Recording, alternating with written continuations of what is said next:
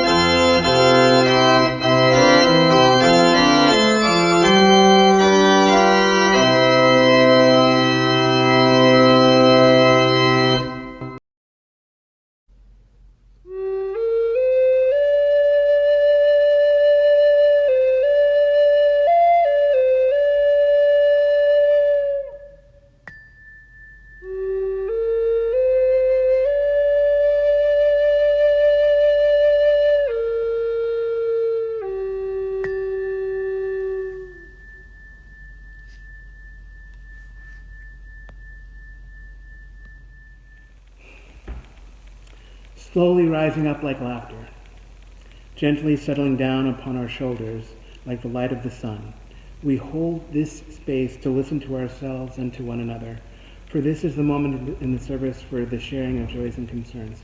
If you have a joy or concern in your heart, I invite you to take this moment to share these things aloud. From our homes and from our houses, from our apartments and from wherever we are, gently call out the feelings that are in your heart. Send your good light over to North Chapel. Let's allow our joys and concerns to gather like separate winds into a single sail. May we let the candles of memory and hope stay with us throughout the service in this new sanctuary of ours, in this cathedral of our presence happening in so many different locations, but gathering here together at this time and in this space. This is the time in the service for the sharing of joys and concerns.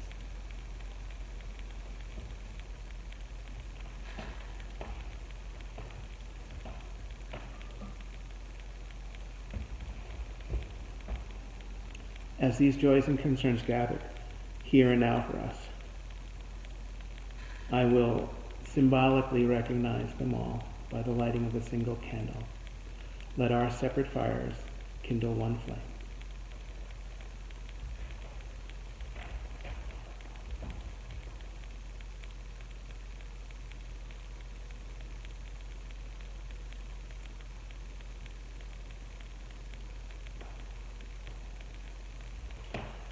May we hold all of this in compassionate community as we enter a time of meditation and prayerfulness.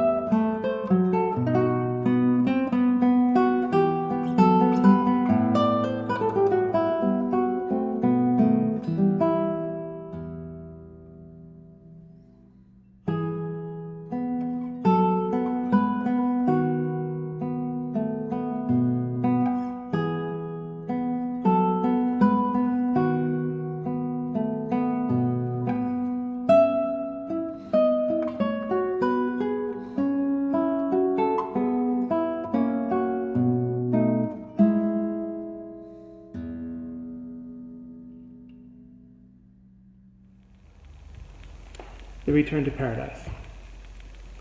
There are two ways to get into paradise. You can follow Jesus or you can go with John Prine. Both ways are awesome. The choice is up to you. An ancient poet once wrote, "We have not come into this exquisite world to hold ourselves hostage from love, or to confine our wondrous spirits, but to experience ever and ever more deeply our divine courage, freedom, and fire." These are the works of a poet named Hafez.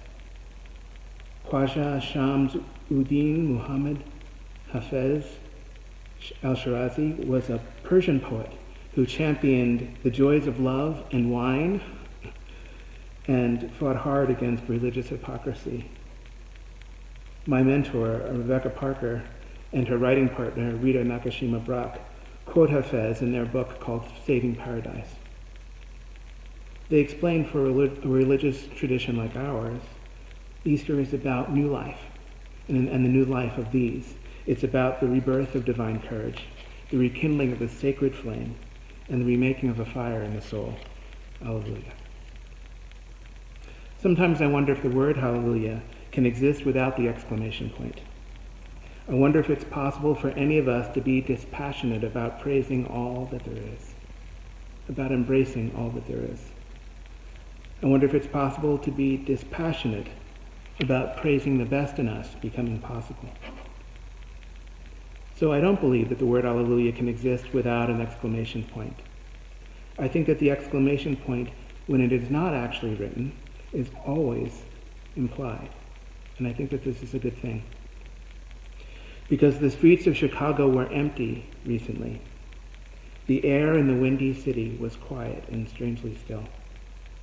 Everyone was sheltering in place, isolating, alone, bored, anxious, fearful. Until a street performer chose to break the silence. A man named Andrew David brought a microphone, a portable amplifier, and his good voice to the streets of downtown Chicago, and he performed a song alone. He sang Hallelujah by Leonard Cohen. He sang, "I've heard there was a sacred chord that David played and it pleased the Lord, but you don't really care for music, do you?" Well, it goes like this: the fourth, the fifth, the minor fall, the major lift, the baffled king composing Hallelujah. Andrew David was singing like a fallen angel, and he was singing like a rising star. And no one walked by and left a few coins or a few dollars in his hat. He was not busking. He was not trying to make any money. He was singing to remind us of something within ourselves that we sometimes lose. So it doesn't surprise me that the streets of Chicago, as empty as they were suddenly filled with this kind of praise, especially at this time of year, when the days are growing longer, when the birds are returning, when the peepers start to sing, when so much is coming back to life and stealing our spirits with so much beauty. Saving Paradise. In this book, the authors explain that as far back as the 4th century, Christians believed that paradise was not only created on earth once long ago, but that it is also still here. A Christian saint named Ephraim affirmed that paradise is this earth here and now, even in the midst of injustice, violence, and suffering. Springtime is the return of all of this, the return of the breath of paradise. Parker and Brock remind us that Christians in Ephraim's time believed that Jesus had reopened paradise. By his birth, teachings, healings, and resurrection, Jesus opened the gates of paradise to all who wanted to enter in. This is, for me, such a graceful reading of the gospel narrative, because paradise truly is so very near at hand.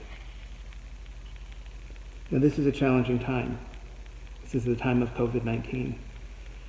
This disease has already claimed a lot of lives, but it has not claimed the life, and it will not claim the life of that which binds us together and holds us close and holds us dear. It will not claim the life of that to which we can always return for healing, and for wholeness, for grace and for meaning, for friends and for family. Now, Easter, in a sense, is a return to paradise. It is a time of love beyond belief and beyond doctrine. It is a miraculous time. It's a time of unimaginable possibilities. Its symbol is the Son who overcame great darkness and lived again. What do you think of that? What do you think it would be like to have another chance to live in paradise? What would you do if you were given such a gift? A man named John Prine was given such a gift. He walked again in paradise, and he did it rather frequently, as I understand.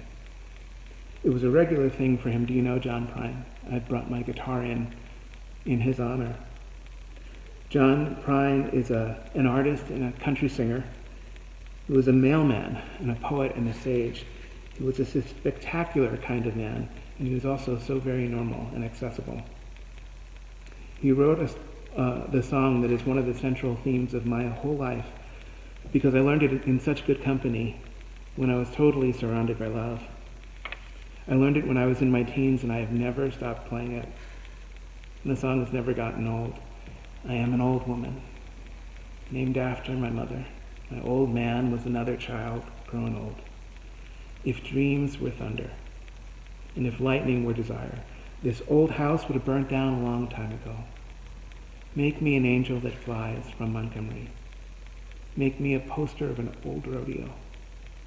Just giving me one thing that I can hold on to, because to believe in this living is a hard way to go. With so many others, unfortunately, John Prine died this week of COVID-19. He's now among the many thousands gone. And I can't help but think that he is right now in paradise. This is not just my theology, it's a practical and simple logic. And who better to tell a story about practical and simple logic than Studs Terkel, a man who interviewed John Prine way back in 1975. One of the stories in the interview went like this. John Prine had asked us if we could ride with him up to Central City, and we didn't need convincing. We rode up in John's 1949 fire engine red Ford coupe, and we got into the Ramblin' Rose Motel. And after a few vodka and ginger ales, John said, "Okay, fellas, how would you like to take a ride to paradise?"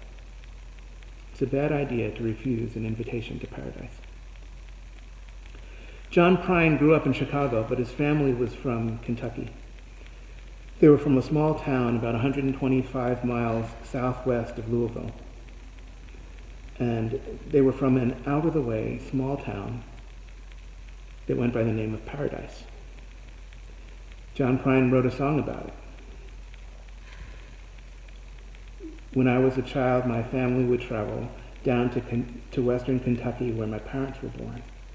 And there's a backwoods old town that's often remembered so many times that the memories are worn. Daddy, won't you take me back to Muhlenberg County, down by the Green River where paradise lay? Well, I'm sorry, son, you're too late in asking. Mr. Peabody's coal train has hauled it away. Strip mining had overwhelmed the town of Paradise and the way of life that his family once knew. John Prine wrote songs that pierced through the outer surface of things and spoke to something softer and more gentle beneath the surface. He sang easy songs about stories that were hard to tell.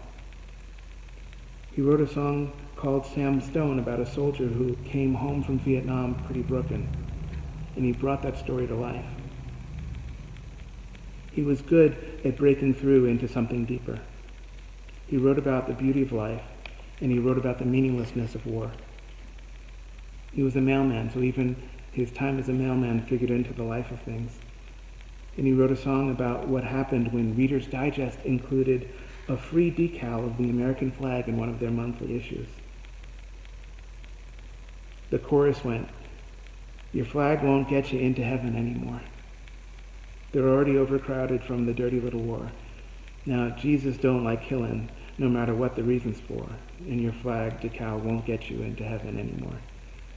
What does get us into heaven, if you believe in heaven?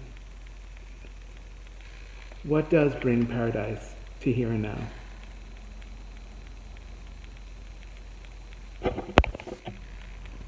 Living well, loving well, being as humble and grateful and as kind as we can. John Prine sang a lot about Jesus, but in a radical way, a practice that is sometimes lost on us. In American culture right now, we have heroes, but we don't understand their wholeness. Sometimes we suppress the anxious truth about their past. Sometimes we trivialize the dreams that they believe about a revolutionary future. What would Hafez have said about all of this? He said, "We have not come into this exquisite world to hold ourselves hostage from love or to confine our wondrous spirits, but to experience ever and ever more deeply divine courage, freedom, and fire." And what would Jesus have said? It's important to ask this question in a liberal faith tradition, especially as so many of us have become so frustrated sometimes with the vulgar distortions of the stories of Jesus that we no longer even mention his name. Is that a mistake? Have we given that story over to others to tell? Is that choice discontinuous with our history? You know, it's crazy. In Central Park right now, they've set up all these tents. They've made a makeshift hospital because the city is in dire need of bed space to fight COVID-19. Now, this makeshift hospital has been created by an organization called Samaritan's Purse. Now, the issue here is that Samaritan's Purse is organized and operated by William Franklin Graham, Billy Graham's son. Samaritan's Purse is evangelical, fundamentalist, heteronormative, Islamophobic, and deeply conservative. On the other hand, they are saving lives right here and now in New York City at the epicenter of the crisis. So what then should we do with our discomfort? Samaritan's Purse is not an organization, it's not the only organization that is actively responding. St. John the Divine has recently entered the fray. St. John the Divine is choosing to open its great cathedral in order to house as many as 400 beds, supplementing the groaning capacities of New York City's hospital in overflow. St. John the Divine is a liberal, open, welcoming, and affirming religious institution. It is out front in its advocacy for progressive causes, and it does not hold its tongue. They were working in concert with Samaritan's Purse. What does that tell us? They were working in concert with Samaritan's Purse for a while. That choice ruffled many feathers.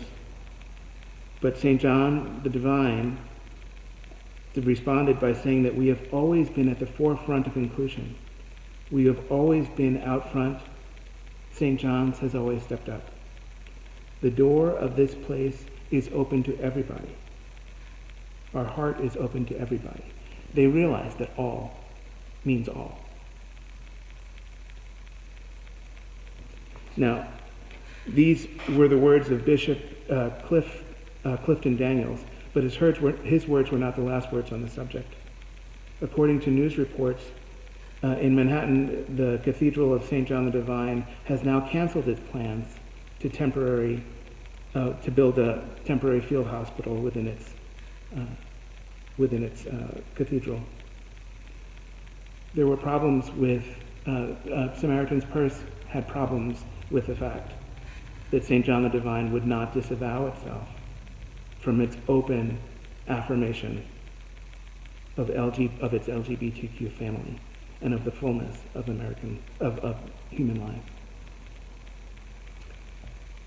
But what would Jesus say? What would radical Jesus say in the spirit of rebirth and renewal? It's obvious, actually. Jesus said that we should love God with all of our heart and our mind and our soul. He said that we should love our neighbors as ourselves. He said, "Judge not, lest ye be judged."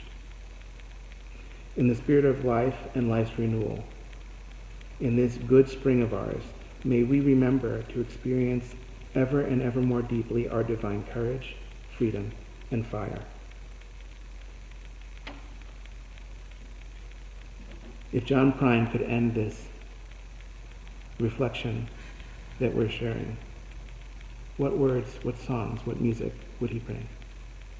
He had one verse that said, "When I die, let my ashes float down the green river, and let my soul roll up on the Rochester Dam. I'll be halfway to heaven with paradise waiting, just 5 miles away from wherever I stand." Even at our distances, there are more subtle nearnesses at hand, and when we are brave enough to see them, they will flower. It is a marker. Easter is marked by the livingness that is all around us, the beauty that is everywhere we see. Let's take it in, and let's let it recombine with the beauty that is already within us, the beauty of which this lovely sunrise of the season that is called spring is all about. Let us see the outward beauty as a reflection of what is within. May it be so. Blessed be. And amen.